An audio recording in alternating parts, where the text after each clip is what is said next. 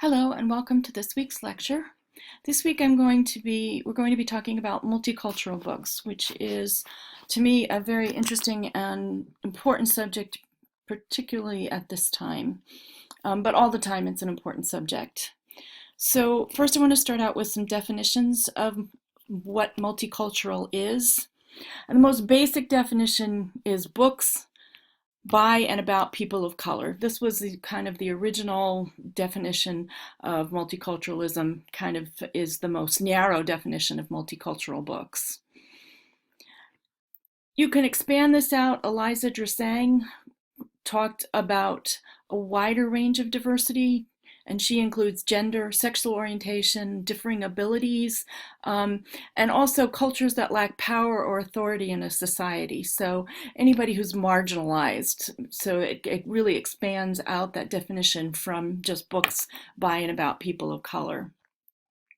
And Rudine Sims Bishop, who writes a lot, as a matter of fact, she just won an award just this year for from Coretta Scott King as her career and her research was all about multicultural literature and really opened up the discussion about multicultural literature. And she says there are works that define the racial, ethnic, and social diversity that's characteristic of our pluralistic society and of the world. So this idea of social diversity also brings in class differences and other kinds of social differences. Charles Temple et al. Defines multicultural literature. They say it reflects the multitude of cultural groups within the United States. And that's just a very broad way of looking at multicultural literature. Just think of a culture and it's one of the multitude of cultures instead of showing only the dominant culture within the United States. Another discussion around or definition around multicultural is that there's microcultures, there's micro, so kind of like different parts of the population. The majority might be one way, but there's a lot of smaller cultures. And so they talked about ethnicity, socioeconomic level, religion, language, gender, disabilities, or exceptionalities, because we always think about differently abled as having some kind of disability, but it could be gifted, could be differently abled. I mean, nerd culture, which is actually celebrated now, but not always. And then age.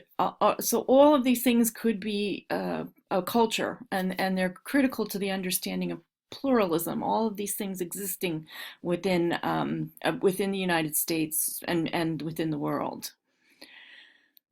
So given those definitions, you can see why multicultural literature is so important.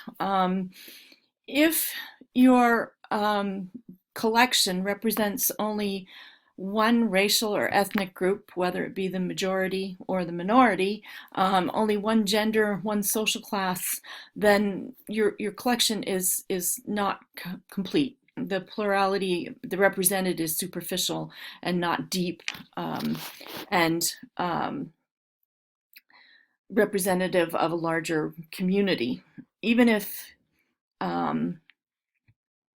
your community, you need to represent outside of just a single community within your collection. So Heflin and Barksdale Ladd said that culturally relevant literature allows teens to establish personal connections with characters, increasing the likelihood that reading will become an appealing activity. And we talked about, reading for personal pleasure, and the idea that if you can make a connection with what you're reading, that you'll get more involved and more engaged in that reading. And could be more difficult to do that if you're not seeing yourself in books.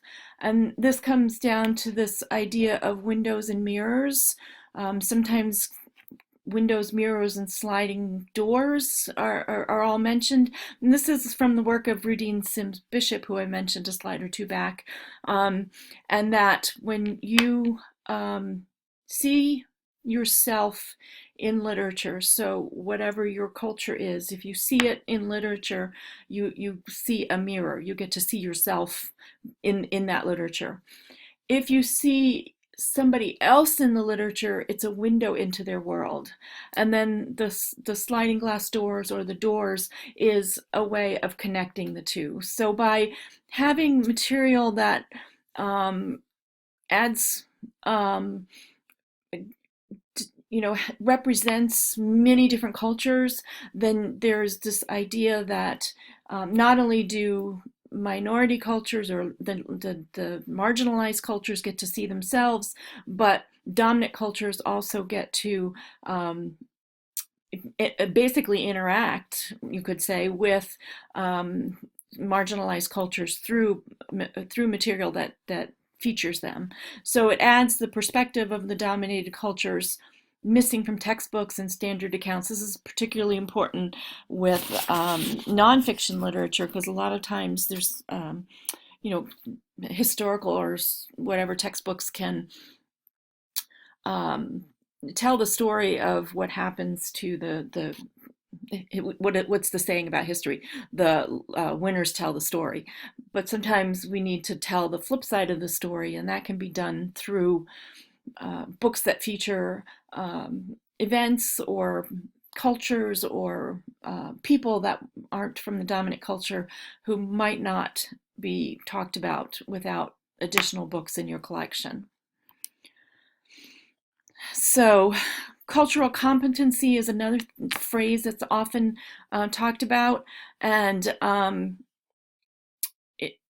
you want, as a librarian, you want to be culturally competent, and you want to develop cultural competency in your students. And culture is what we bring to the table, what we're born into. It's the lens that we view the world with, and that's been shaped by how we grew up. Every one of us has a slightly different culture. Even if we're all part of a dominant culture or part of the same culture, everybody's just a little bit different, but it all impacts how we view the world. And I love what she says here. This is Gloria Ladson Billings. It doesn't determine ability, but it shapes how it's processed and expressed. So the experiences that you go through shape how you process what you see around you and how you express what you see around you. So, I mean, think of something simple as a student coming from another culture where, even TV shows, like we can say something like Game of Thrones. And even if you haven't watched it, most people know what Game of Thrones are.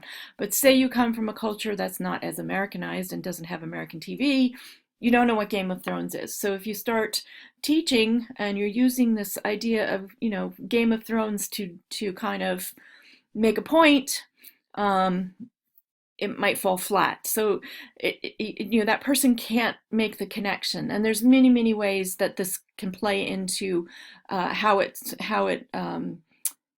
how cultural ability is expressed, and how it shapes how students can take in information and process that information. So it's good to keep in mind that your students don't come to school as empty vessels. They have a culture that frames them and kind of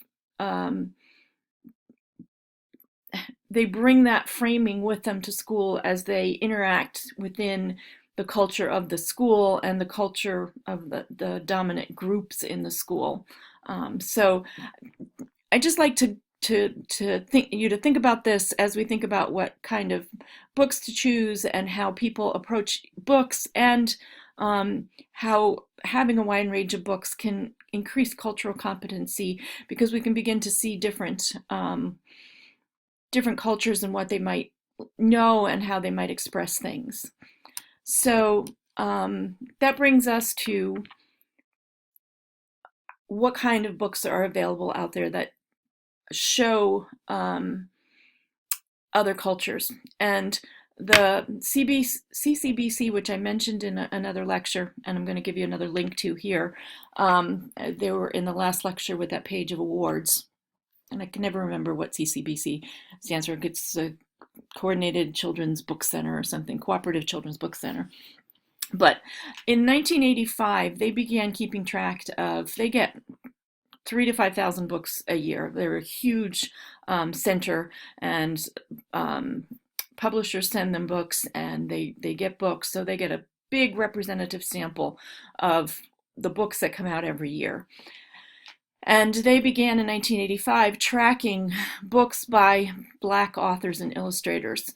And they track it by number. I've converted them into percentages.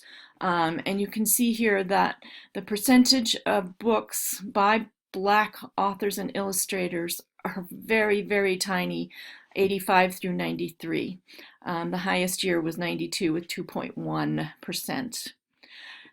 In 94, they began tracking some different statistics. They continued to track by African Americans, illustrated or written, but also about African Americans. And then they grouped by and about Asian Pacific Americans, by and about American Indians, and by and about Latinos. And as you can see by looking at these statistics, they're vanishingly small in many cases. The largest percentage on up to 2001, well, here 97, they have 4.5% of. Now think about this: 4.5% of 3 to 5,000 books that came in that year were about African Americans, which means it had and I think their description, I think they said it either has a protagonist or a major character that's African American. 2004, 2002, I'm sorry, that needs to be changed. 2002 to 2011, and I haven't updated these in a couple years. I have to go back and change the charts, but they split them out again by and about, and they added Latinos, which they had not been, they had been tracking by and about. So I find the Latinos, by and about Latino statistics particularly interesting because Latinos are one of the largest groups in America, and the numbers are so, again, vanishingly small. And here we've even seen a drop off by about African Americans, where we had been up to 4% the one year. We top out at 3.4%. Latinos, by Latinos, less than 1% in most cases, and just a little over 1%. Now, what's interesting about this, even if you add up all of these percentages, it's still very small. When the statistics nowadays, the projections for statistics indicate that at least it's going to cross over the 50% mark of non-white students in schools, I think, in the next 2 to 3 years.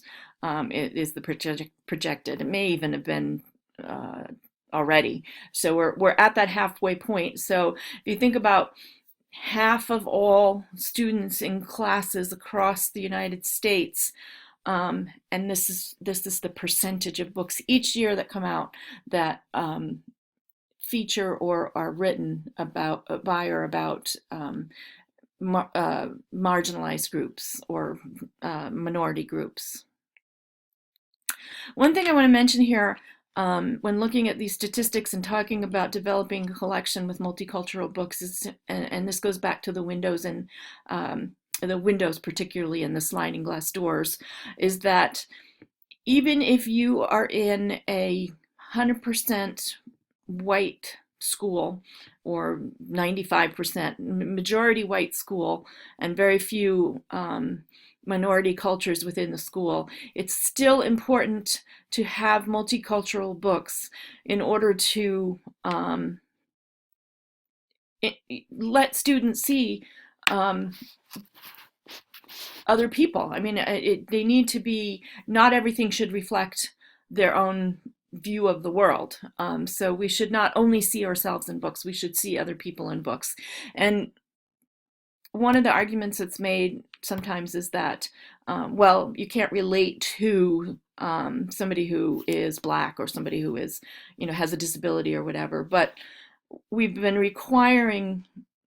expecting minority students to do that forever, and they've managed to do it beautifully, even though they need their own material to work in. Because I've in following a lot of people people of color who do research on children's literature, multicultural children's literature, they often have very fond memories of some classic books that, like Little House on the Prairie, or other books that, looking back on now, they're actually rather racist books, but they were able to identify with characters of another color. And actually, if you if you listen to the lecture that the um, TEDx talk that I posted, you'll see that she mentions a similar theme to do with herself.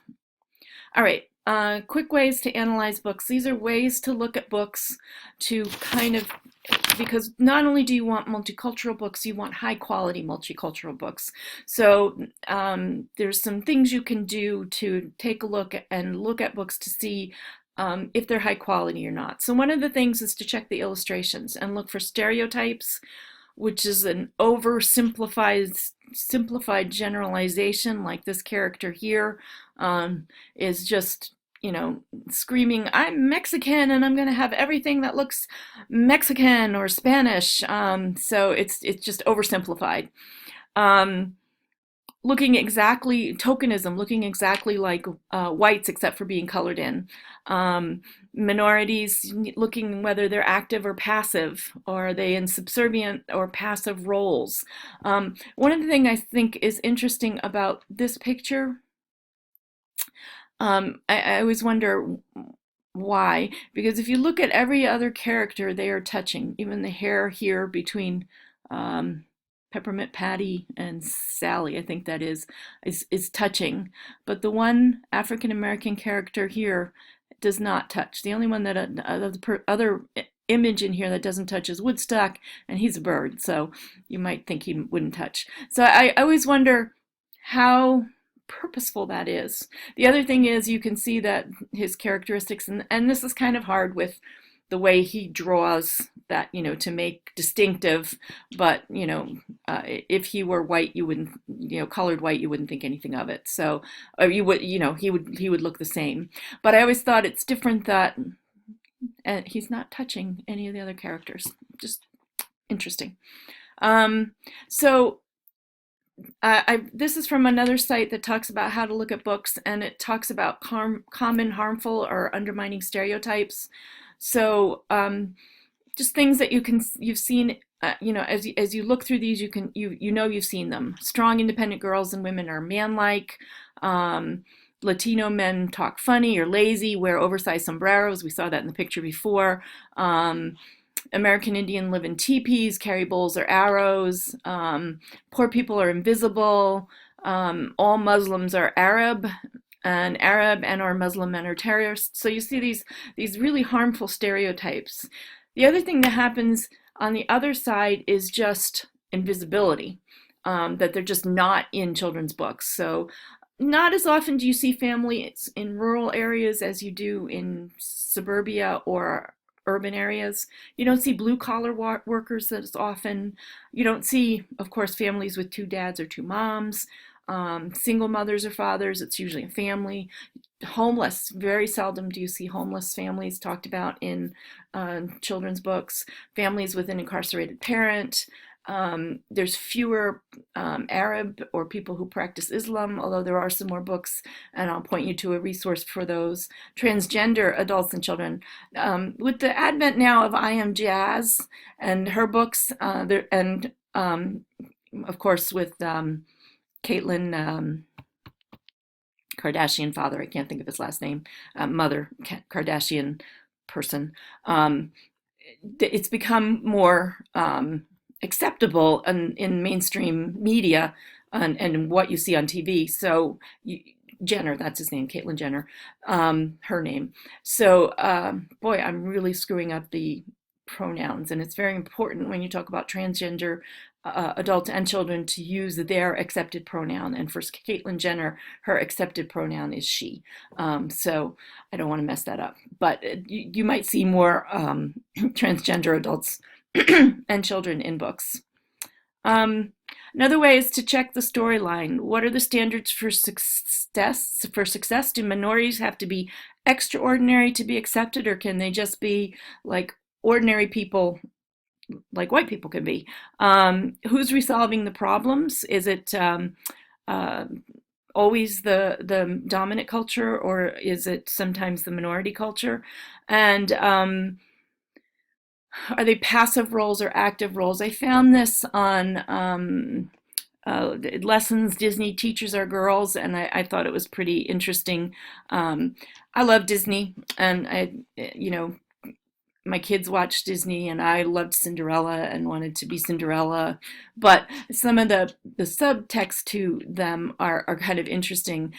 Pretty girls don't even need to be alive to get some hot action. Sleeping Beauty. As a woman, your political worth is reduced to your marriageability. Aladdin.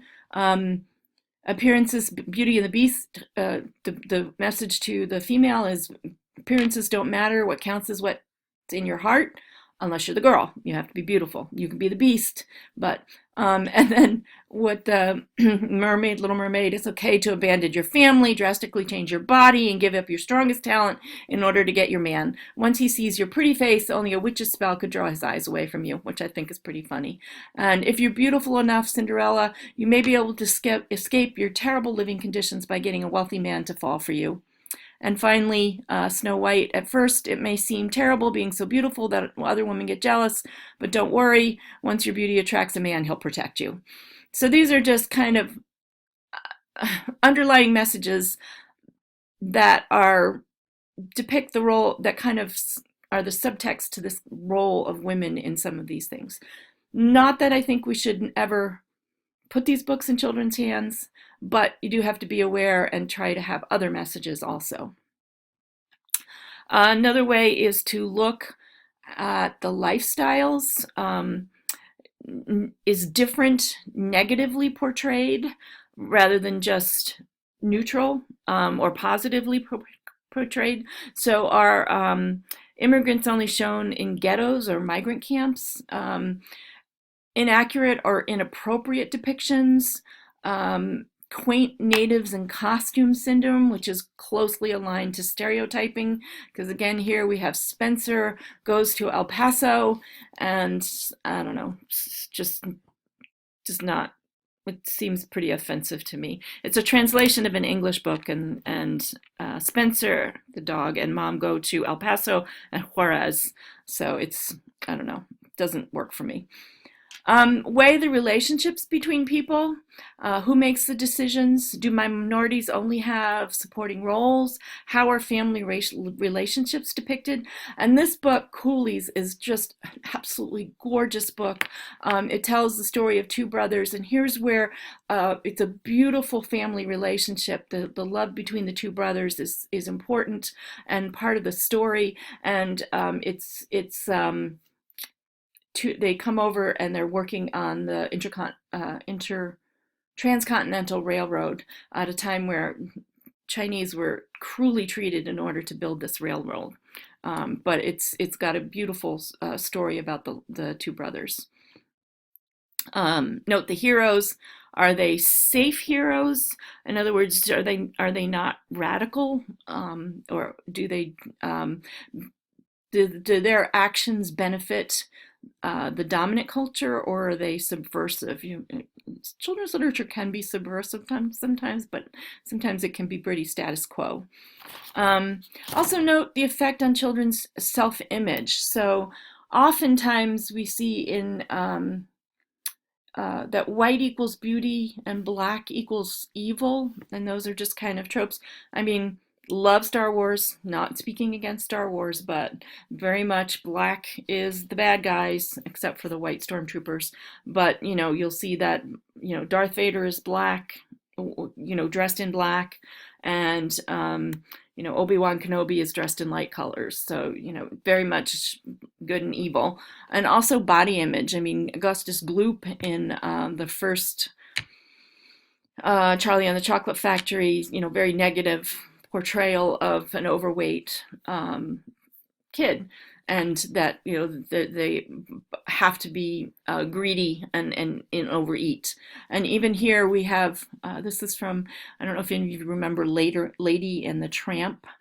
old, again, Disney, not picking on Disney, but and the Oriental, the Siamese cats are very sneaky and inscrutable. So, again, stereotypes that a child of this culture, a child who's overweight, can see a child who's a person of color, sees these equivalencies, and it can have an effect on their self-image.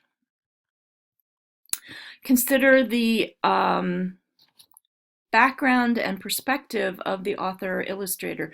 Do they have the experience and with the culture to properly portray the culture?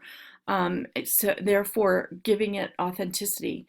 Even if they've done a lot of research, is their cultural perspective Eurocentric? In other words, if you're talking about Columbus discovering the New World,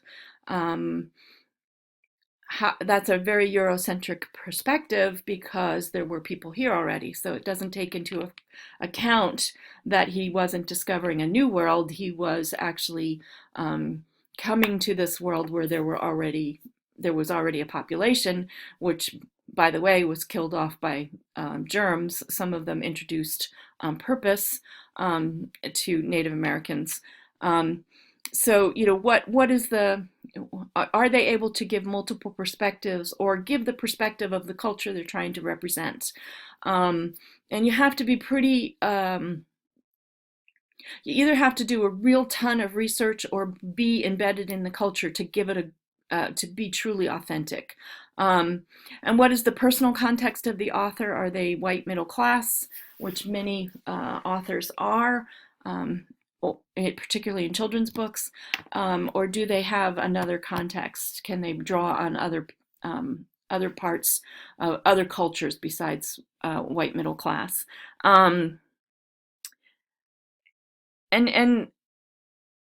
I'm going to give you one resource. I'm going to give you is can help you with this, but there's when you're talking about what's required in terms of research. Sometimes even when they say they've talked to a person in that culture, they may not have done their research and they may not have gotten the authenticity. There's a lot of articles about appropriation. Are you presenting and representing the culture, or are you appropriating it to make, for your own purposes? And I could obviously go on for a long time about that. Another way to kind of judge books is loaded words. Things like savage or primitive denotes an other, and often are used to talk about Native Americans. And they seemed savage to they're often depicted as savage, where they had their own culture and they were fighting for their lives. So, we looked just as savage, not we, but the settlers looked just as savage to the Native Americans because they were coming in and taking their land away from them and doing things that were outside of their culture. So these are loaded words, inscrutable, wily, backwards, all loaded kind of words. And this is an interesting illustration I mentioned last lecture to kind of keep an eye on some of the older award winners. And this is an example from Matchlock Gun. It's a 1942 Newbery winner, and there's just the depiction of savage Indians. You can it's almost written across the picture. These are savage primitive Indians attacking the white woman. And they were just defending their land, really. Not that war is ever good, but there's two sides to every story. So we talked about stereotypes, tokenism, invisibility, loaded words, relationships, and this guide for selecting, I'm going to put these slides up because I have a lot of links going forward. But this is a great thing to talk about, to remind yourself. I bookmark this so that when you're looking at multicultural books, this is where I got these two boxes from, but they kind of talk about what I've just gone through, plus more, and things to look out for when you're trying to evaluate multicultural books. Okay. So when you develop lessons, or when you have teachers coming to you for books to develop lessons, make sure you choose high quality texts and move up from what they call the tourist approach of the 5 F's: food, fashion, fiestas, folklore, and famous people. You really need to get deeper. Those are all elements of a culture, but you need to go deeper than just, here's a famous person that was from that culture.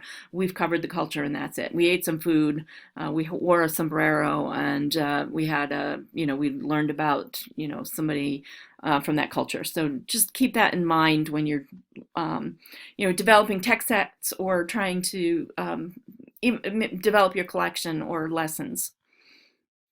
Just a couple of interesting books. 14 Cows for America. I love this book. It's written with a Maasai warrior, and it's about after 9/11, a village in Kenya. This and this is why I feel like this has authenticity, because it's not written by the Maasai warriors, but written with him and following his story. And what happened is the Maasai people found out, this gentleman who was consultant on this and whose story this is, came back to the village, and he is telling them about what happened, or they heard about what happened in 9/11, and they feel bad for the Americans, and they want to give them something. So what they give them is their most precious possessions, which are their cows. Cows are a form of currency for the Maasai, and they give them 14 cows. And of course, the cows don't go to America, but they keep the cows for Americans, and that's their gift to the Americans after 9/11. And I just think that's a beautiful, beautiful story. Another kind of I like this book because it's a true story about a deputy U.S. Marshal, the first African-American deputy U.S. Marshal, who was actually born a slave, and became a U.S. Marshal. And it's just, it's outside of what you usually hear about when you hear about famous people. It's a really great story, beautifully illustrated, and just really cool. And of course, so we had. This is Joey Pigza. You probably know this, middle grade, and he has ADHD, and so this is the experiences of somebody who is different, and so it's also considered multicultural. Another thing, when you're looking at science books, there's a real dearth of people of color in any kind of science books. This was one exception that I found. Unfortunately, it's not a great book, but it was just nice to see something besides white faces on the cover of science books. And it's really important because as the readings, one of the readings that I've assigned for this week say, you have to, they need to be able to see, people need to be able to see themselves. And this is good, this is true for women too. Women don't see themselves as scientists. People of color don't see themselves as scientists or mathematics or computers. I was I'm in the middle of writing an article on people of color in nonfiction books, and I was in a conference, and I looked at a display of nonfiction books, and I was pulling some out, and I realized that the computer book had 3 white guys and the teaching book had a woman, and it's just break out of this kind of stereotypes and add some different faces to these books so that people can picture themselves in those roles. 2015 was a great year for multicultural books. this was a Newbery Medal winner, and there were two honor books. El Defo is a graphic novel about written. It's actually an autobiographical by C.C. Bell, who is deaf. So that there you have the idea of authentic. She really knows what she's writing about. And Brown Girl Dreaming by Jacqueline Woodson, who is tons of great books. This is also autobiographical about her when she was young. And then this is a novel in verse, which is amazing, just really well written. I just really enjoyed reading it. And he's got a second one. I think it's called Booked. I think there's going to be 3 of them, and you can recognize them by the outlines on the cover of the books. So some resources. CCBC is what I was, CCBC. They have a whole thing on multicultural literature, 50 multicultural books every child should know, every teen should know, recommended reading. So this is a great resource. And they also have their, those statistics that I pulled up before, and I can never find, oh, there they are. The annual statistics, and there's a nice description of what they count, how they do it, and you can see the different things here. So 2015, they received 3,400 books.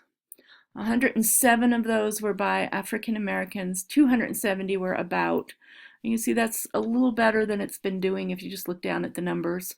19 by American Indians, First Nations, 42 about. Asian Pacifics are moving up there, but Latino is so low. Just look at that. It really has not budged in years. I mean, just really low. That needs to be changed. Okay. Oyate is a great site for reviews of Native American books. So they have reviews and they have resources. And they have great material on Thanksgiving. And this, to Native Americans and First Nation people, Thanksgiving is really a loaded holiday. And it's very interesting to read here about what books get wrong and how they how Eurocentric the view is of the first Thanksgiving and the beginning of the Native, relationship between Native Americans and the Pilgrims. Lee and Low Books. They have this great blog. I have a little hair right in front of it's in my glasses. Sorry. They have a great blog on diversity. They are all about multicultural books. You can, I think, subscribe to the blog and it'll come to your email. And they sell books, and they're a really great resource, the largest multicultural children's book publisher in the country. And you can see they have different languages and great resource for creating multicultural, expanding your multicultural collection. Cinco Puntas Press also. This Rani Patel won an award. I saw the author speak. She was in the same event as John Lewis, and she was amazing. I want to read that book. She was Rani Patel, and she was amazing. So they're a great resource, and there's blogs, there's places to buy books. It's a big mix here. So Cynthia Lettich Smith, who also is a writer, has a lot of material on diversity. She has multicultural titles. She has Native American. She is Native American, but she also has Asian American titles, interracial families. So it's really, she does great reviews on these. And this is a great book, Jingle Dancer, which is hers. Really, really great book. But she's got lots of books here. Another place that's great to go if you're looking for particular cultures or expanding your collection in general. Matali Perkins is also has a blog, and she writes about multicultural literature and is also an author. You can see her books, but she also chats with other authors and does a blog about multicultural literature, diversity in children's books. So she's got a lot of good material on her blog. This is the one I talked about before. Um, the author of this is Debbie Reese. She's been doing this since 2006. When I started reading her, I think she's amazing. And a lot of what she says here, she focuses on portrayal of children, Native Americans in children's books. And you can take what she says in terms of analyzing books for multicultural appropriation and for authenticity, and just by reading her blog, it makes you more aware in other books. I mean, she has a lot of information in terms of Native American, but you can kind of take the way she takes books apart and apply it to other books. And she does books that she likes as well as books she doesn't. And she's not afraid to say not recommended, and she will tell you exactly why. And she does it extremely detailed, pulls out quotes, tells you why this is problematic in terms of Native Americans. A lot of her not complaints, a lot of her critiques have to do with not identifying tribes. Native Americans are not just one um, uh, homogeneous subculture. The same with Latinos, but you know they identify. She identifies herself up here as where is she? I found Nambe Pueblo, because that is her tribe, and that's how she talks about herself, not as Native American, but you can see here she says, instead of Debbie Reese, Native Americans say Debbie Reese, a Nambe Pueblo Indian woman. So very interesting. Recommended books, school library. Oh, this is just an article Debbie Reese did with some recommended Native American books. I thought this was a nice collection with some um, material. This Tim Tingle, How I Became a Ghost. Oh my God, it's so amazing. It's the Trail of Tears from a child's perspective, but perfect for middle school, and just beautiful. So, and then she has also high school. Um, I really liked, she doesn't have it in this one, does she? Um, no, she doesn't have it here. But another resource, Roxana Khan has some books out. She's also an author, but she gives you resources for books about Muslim Americans, and um, this book, Wanting More, was really amazing, about an abandoned young girl in Kabul. And she gives you a book list here, a Muslim book list, picture books, short stories, folk tales, nonfiction, other resources. So it's a great, again, if you have somebody that's recommending these, that's from the culture, and not, you will find people who don't agree within a culture and who critique books, um, see different problems in some books, but I always feel like it's better to have somebody from that culture at least giving you some insight on the books. So this is a great place to go if you're trying to increase your collection of books about Muslims and Islam. We Need Diverse Books. I hope you guys have heard about this. This was started when Book Expo America is a it's either held in Chicago or New York, and a bunch of all the publishers get together, and they have bookstores come, and librarians and teachers, and they have all of the publishers there, and it's like a huge. And they started this new thing for kind of a book con to go along with Book Expo, because to get into Book Expo, you're supposed to be either bookseller, librarian, I think teacher. There's, you have to be, it's limited. But to get it, BookCon was supposed to be like a Comic Con. So they tried it out for the first time. I think it was in 2014, 15, not sure. But they wanted to do this BookCon, and they decided to have a panel about children's books. It was only half a day, so one panel on children's books.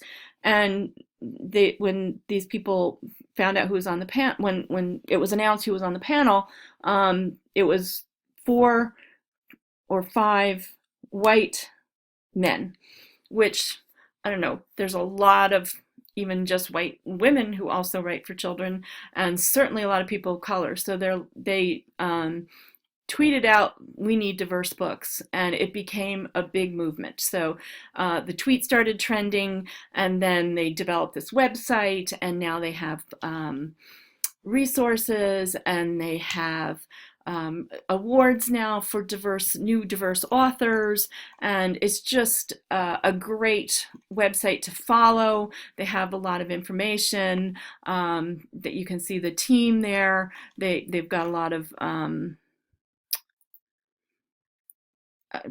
from different representation of different cultures on their team, and it's just a really great resource, and has become very important in the children's in getting diverse books. The next thing, Lee and Low Books has worked with We Need Diverse Books to focus on the fact that in order to get diverse books, you need diverse publishers, and the diversity in publishers is not great.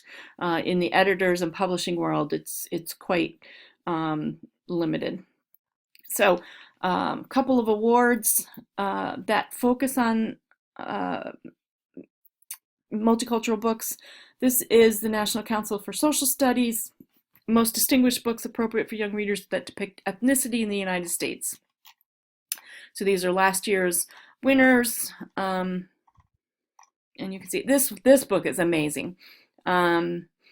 Separate is Never Equal. Oh my God, it's I highly recommend it. The illustrations are gorgeous, and it's a before or it has to do. I think they were before Brown versus the Board of Ed in trying to get their students, their kids who they were not able to go to the white school, and they were supposed to go to the Mexican school in California or New Mexico, I forget where, but their kids were born in the United States and couldn't even speak Spanish. So it was just an amazing story. I'm sorry, you can tell I love these books. Margaret Batchelder Award, I think I may have mentioned it really quickly last week. It's for most outstanding children's book originally published in a language other than English. So this is an interesting way to get a perspective of, because it's actually written within that culture, and they translate it, and then so you're getting a piece of the culture in reading it because it was written for the culture. So I just think it's a more true kind of representation. The Asian Pacific American Librarians have an award, and they have, well, here it is. They've just announced their awards, and they do adult fiction, but they also do children's. Oh, wait a minute. I'm sorry. I don't mean to give you a headache going back and forth. Outrun the Moon by Stacey Lee, Watched by Marina Budos, Land of Forgotten Girls, and Momotaro Xander and the Lost Island of Monsters. Ooh, I have to read that one. That sounds good. Picture Book Puddle. So this is another place to go to find diverse books, and again, awards. And then American Indian Youth Literature Award. They don't have their 2017, but they also do, have, and here you can see 2014, Tim Tingle. And then there's the Association of Jewish Libraries does the Sidney Taylor Book Awards, and they have ones for young readers as well as for older students. And you can see Ruth Bader Ginsburg, RBG. um, book. And this book I've just have seen recently. It looks really interesting. Three Magical Children and Their Holy Dog. Anna and the Swallow Man. They have young readers. Leonard Nimoy. So another place to go for that. So that is way more than you want to know about multicultural books, I'm sure, but this is a really important thing. And I do this early in the semester because I hope that as you choose books in different genres going forward, that you will seek out at least some multicultural books to read in the different genres as we go through. Of course, this week you're going to read two multicultural books, but I hope in the future that in subsequent selections, you will seek out multicultural books. Thank you very much for bearing with me, and I will see you on the discussion board.